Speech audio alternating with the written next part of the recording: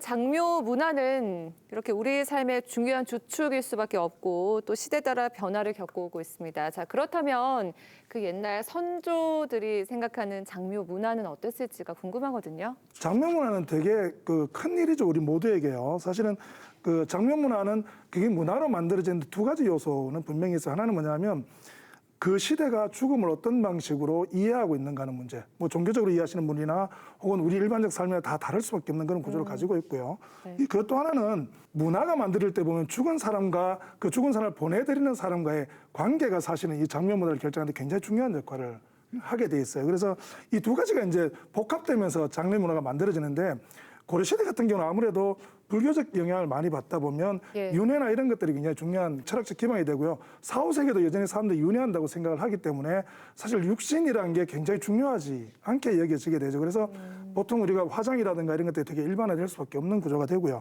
실제로 이제 그러다 보니까 절이나 이런 데서 돌아가시기 전에 모셨다가 또 실제로 장례를 화장까지 해주는 이런 고급 장례 문화들이 굉장히 많이 이렇게 발달하기도 해요. 뭐 어떻게 보면 차라리 민중들이 이렇게 화장하기가 되게 어려웠던 그런 시절이었고요.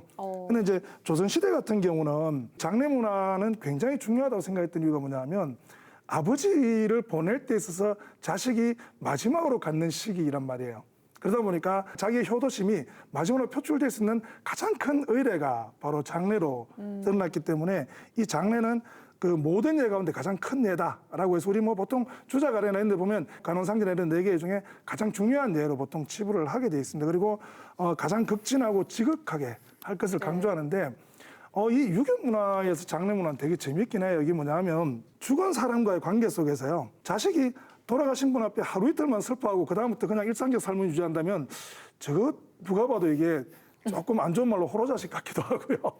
그리고 또 거꾸로 자식도 아닌 친구의 아들이 자기 친구 아버지 돌아가신 것 때문에 3년씩 슬퍼하고 있다면 이것도 되게 우습잖아요. 그죠? 예. 그래서 사실은 여기서 이제 우리가 소위 말하는 오복제라는 게 좀 만들어지는 게 적어도 자식은 한 2년은 좀 슬퍼야 되는 거 아닌가라는 거고 조카쯤 되면 한 9개월 정도는 상복 입고 좀 슬퍼하는 단계를 좀 가져줘야 되는 거 아닌가.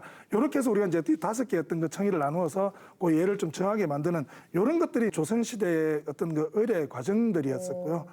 이런 거기 때문에 사실은 우리에게 있어서 이 장례 문화는 지금도 어떻게 보면 뭐 아무리 간편해졌고 세대가 달라졌다 하더라도 산 사람이 돌아가신 분을 떠나보내는 일은 누구나 다 가슴 아픈 일이고요. 문제는 이제 그 가슴 아픈 것들을 어떻게 사회나 혹은 규제적, 기능적으로 이렇게 잘 좀 처리할 수 있도록 만들어주고 그 슬픔을 사회가 온전히 동의해주고 또 그걸 잘 보내드릴 수 있도록 만드는 과정들이 좀 필요한 건데 이게 사실은 종교적 관점들이 바뀌어 들어가고 공동체 사회가 이렇게 좀 바뀌어 들어가는 과정에서 지금 현재 우리의 장묘 문화가 되게 좀 흔들리고 있는 건 사실이지만 그렇다고 해도 여전히 슬픔이나 돌아가신 분을 떠나보내는 마음까지 바뀌어서는 안 된다는 게 제 생각이긴 합니다. 네. 이게 그 장묘의 방식에 있어서도 지금은 좀 어느 정도 과도기가 아닌가 싶은데요. 조선시대에 들어오게 되면 이 장지를 쓰고 봉분을 만들고 하는 것은 기본적으로 이 묘자리가 있어야지 가능합니다.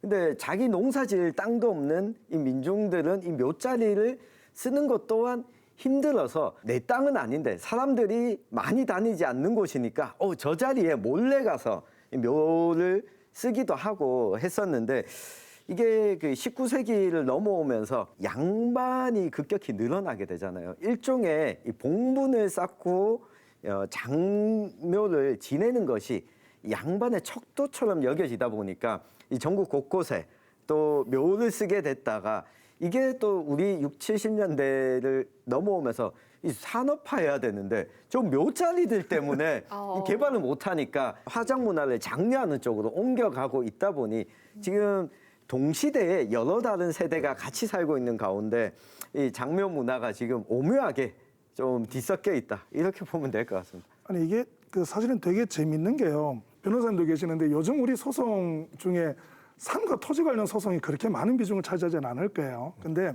조선시대 때 소송이 한 70% 정도는 다 이게 산 관련 소송이라 산송입니다. 그리고 이 산 관련 소송의 한 반 이상, 많게 보는 연구자는 60, 70%까지 보는데요.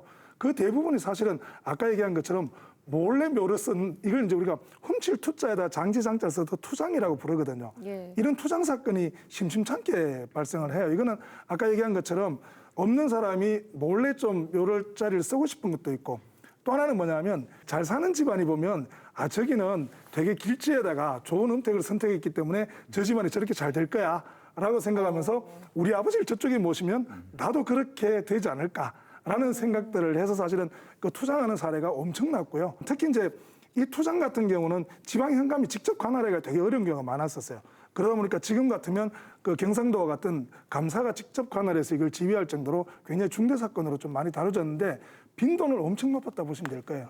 근데 이런 것 같습니다. 장례가 기본적으로 슬픈 거예요. 예. 그러니까 이 슬픔이 이제 유교 문화가 우리 사회를 지배하던 시절에 굉장히 무겁고 엄숙하게 일에 진행이 된 것 같아요. 그러니까 우리 전통 문화를 이렇게 보면은 살아있는 내가 살아갈 집터를 고르기보다는 조상을 모실 묘터를 훨씬 더 중하게 여기고 더 힘을 다해서 구했단 말이에요. 조상은 묘터를 구하기 위해서 풍수를 보고 전문가라고 칭하는 지간을 불러서 이렇게 정성을 다해서 조상을 모신단 말입니다. 이게 좀 전에 말씀하신 것처럼 효라고 생각을 하고 또 이 효를 통해서 음덕을 갖다가 기대를 한다는 것이죠. 이것만으로 끝나면 별로 문제가 또 안 되는데 이 조상의 묘를 갖다가 신성시하면서도 또 굉장히 두려워하는 거예요. 그러니까 요즘 말로 하면 가까이 하기에는 또 너무 먼 당신이 되고 또 버리기에는 두렵고 아주 복잡한 감정이 뒤섞여 있는 게 오늘의 우리 사회까지도 전달이 되어 오고 있는 것 같아요. 그런데 최근에 보면은 장례 문화에 대해서 기본적으로 패러다임이 지금 바뀌고 있습니다. 2005년까지 우리나라의 화장률이 52.6%밖에 안 되는데 작년 기준으로 2021년 기준으로 90.1%라고 하거든요. 많이 늘었네요. 그러니까 우리 조선시대하고 비교하면 현재 사는 인구가 한 4배 이상 많잖아요. 그러니까 이분들을 전부 다 묘를 쓸 경우에 분묘를 만들 경우에 아파트보다 더 많아질 거 아닙니까? 현실적으로 수용이 안 되니까 이렇게 화장을 권하게 됐고 또 수용을 할 수밖에 없는 그런 상황까지 왔다는 것이죠. 최근에 친구가 부산에서 살고 있는데 부모님이 돌아가셨어요.